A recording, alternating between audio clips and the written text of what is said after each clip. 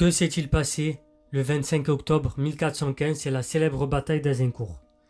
C'est un épisode majeur de la guerre de Cent Ans. La bataille d'Azincourt a opposé le 25 octobre 1415 les troupes françaises à l'armée du roi d'Angleterre Henri V.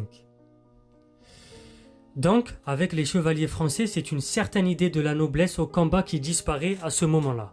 Qu'est-ce qui s'est passé?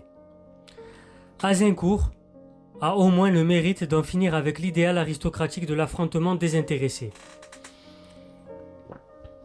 La noblesse oblige, il faut tenir son rang. De fait, si les archers gallois et les coupe-jarrets saxons font entrer le roi Henri V d'Angleterre par la petite porte de la trahison, William Shakespeare y voit le sacre du patriotisme. Pour la première fois, en effet, la chevalerie française est aux prises avec la piétaille.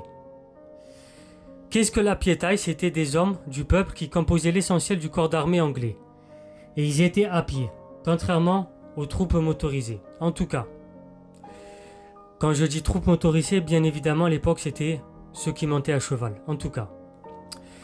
Quant aux archers, ceux que l'on nomme les yeomen, leur arme est par nature vile. Pourquoi?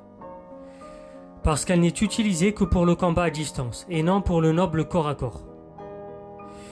On le sait, depuis le Troyen Paris, l'archer est un lâche, il frappe de loin. Une fois la bataille gagnée, le roi Henri pousse en outre la forfaiture à son comble en ordonnant l'exécution de tous les prisonniers.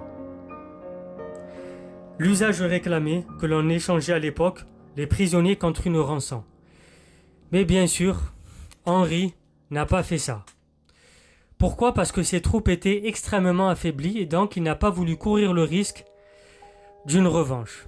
Donc le réalisme patriotique l'a emporté sur l'idéal de noblesse et de chevalerie commun jusqu'alors à toute la chrétienté.